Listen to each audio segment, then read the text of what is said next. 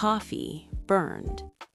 Not the kind of burn that happens when you rush, the kind that happens when you stop paying attention, when your mind drifts somewhere it has no business going. India noticed it the second the steam changed, but she didn't move. She stood there, watching the dark liquid climb past its limit, and she thought, Veronica Cole has not touched her cup in 43 minutes.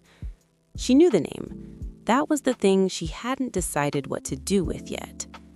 She'd recognized her before the woman reached the counter, not with the breathless jolt of a fan, but with the quiet, precise recognition of someone cataloging a situation before committing to a response. She'd seen enough of Veronica Cole's face on enough screens to know the architecture of it, the particular set of the jaw, the way her eyes moved across a room, like she was framing shots, not just looking. She was wearing sunglasses indoors at 7 in the morning, and she had chosen the corner table with sightlines to both the door and the counter. She was trying, with considerable effort, to look like a woman who had no reason to be recognized.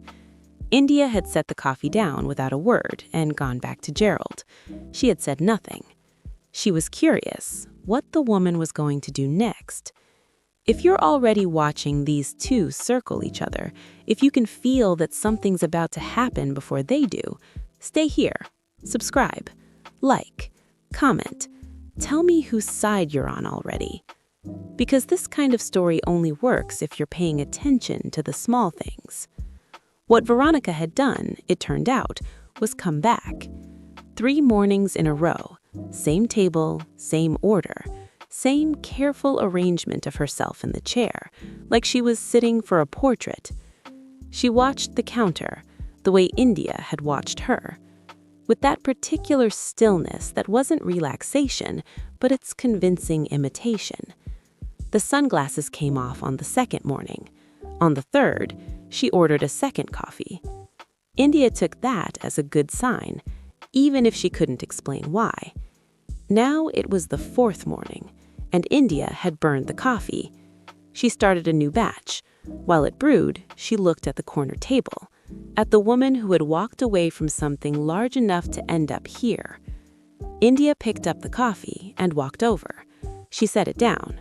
Then, because she'd decided, she said, "Are you going to keep watching me work, or are you going to tell me what you're actually here for?" Veronica looked up. For a moment, she was caught. Then, composed. "I'm not here for anything," she said. "I just like the coffee." "You haven't touched it in 43 minutes. A pause.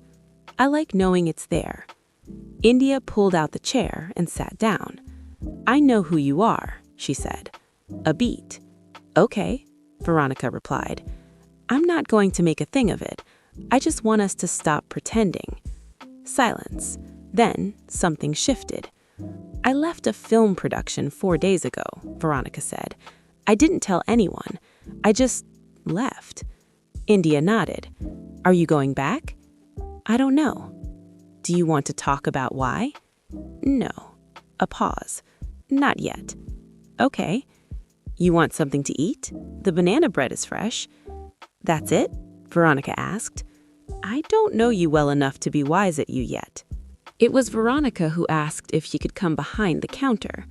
India handed her an apron. The first hour was a disaster. Veronica did everything correctly, every step, every measurement, every calculation. The result was terrible. "You did everything right," India said. "Then why doesn't it work?" "Because correct and right aren't the same." India stepped in. "You're trying to control the outcome. Coffee doesn't respond to that." "It's a machine," Veronica said. "The machine is, the coffee isn't." She pulled a shot, perfect, without looking at the timer. "I'm listening," she said. Veronica stared at the cup. "That's not a technique." "No, it's a feeling." The disasters continued. Spilled milk, burnt shots, ruined pours. But Veronica never apologized. She just looked, assessed, and tried again. India noticed. India noticed everything. "You think too much," she said one evening. You don't think at all, Veronica replied. India laughed, not the customer laugh, the real one. Veronica looked at it like she wanted to keep it. India turned away, careful. She knew how this kind of thing goes. That was the problem. She knew. The cafe had been closed for an hour when Veronica stopped pretending she was staying for the routine. She moved from the stool to sitting on the counter, watching. "Can I ask you something?" she said. "You're going to anyway," India replied. "Why this?" A small gesture, taking in the cafe. "You could have done something," a pause, "bigger." "Different," India corrected. Silence. Then, carefully, "I had a life before this, one where I had to be a certain kind of person, adaptable, okay with people leaving, because they always did." India exhaled. "I built this place so something would stay." Veronica was very still. "I don't know who I am," she said quietly. "Not without the work. No scripts, no roles, no direction. I don't know what's left." India looked at her, really looked.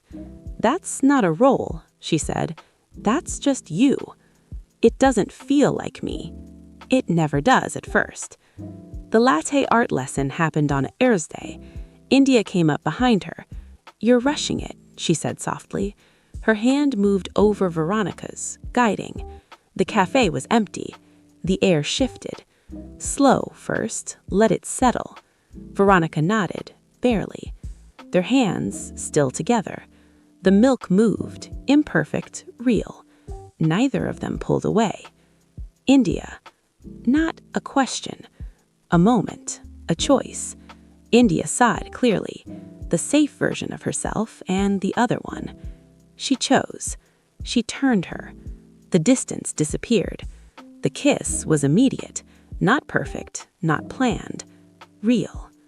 When they pulled apart, neither moved far. "I didn't plan that," Veronica said. "I know. That wasn't small. No," a quiet breath. "It wasn't." Everything changed, not loudly, but completely. The lessons continued, the arguments too, but now there were pauses, hands lingering just a second too long, glances that meant something. India noticed it all. She also noticed the clock, the one she couldn't see, counting down. Veronica had left something behind, not ended it, left it, which meant it was still waiting. India knew what that meant. People like Veronica didn't stay. She knew that. She just chose to act like she didn't. "I called my publicist," Veronica said. "It was early, too early." India didn't react. "Nobody knows I left," she continued. "If I go back now, it disappears." Silence. "Okay," India said. Veronica blinked. "Okay? What do you want me to say?" "Something real." "I am being real." "No," Veronica stepped closer. "You're protecting yourself." A beat. Sharp. Honest. "I'm here because I found something, and I don't want to lose it." The cafe felt smaller. India looked at her, long, carefully. "You should go back," she said. The words landed hard, not careless. True. "I'm angry at you," India said, "for being someone I didn't expect. You were supposed to be temporary, a week, maybe less. And now you're—" and a breath. "You." Veronica didn't look away. "I know." Neither of them had slept. Neither of them stepped back. "I'm not good at this," India admitted. "I hold too tight, or not at all." "I'm not graceful either," Veronica said. "I just fake it well." Something softened. India moved closer, slow, deliberate. This time it wasn't accidental. The second kiss was chosen. When they pulled apart, neither let go. "Okay," Veronica whispered. "Okay," India answered. Morning was coming. The world was coming, but not yet. Across the street, unseen, a phone lifted, then a photo taken, then another. And just like that, everything changed. Some moments feel quiet while they're happening. Until later, when you realize that was the moment. You already know this isn't over. Part 2 is where everything gets tested. Subscribe. Stay with me, because next time, it doesn't start slow. It starts with consequences.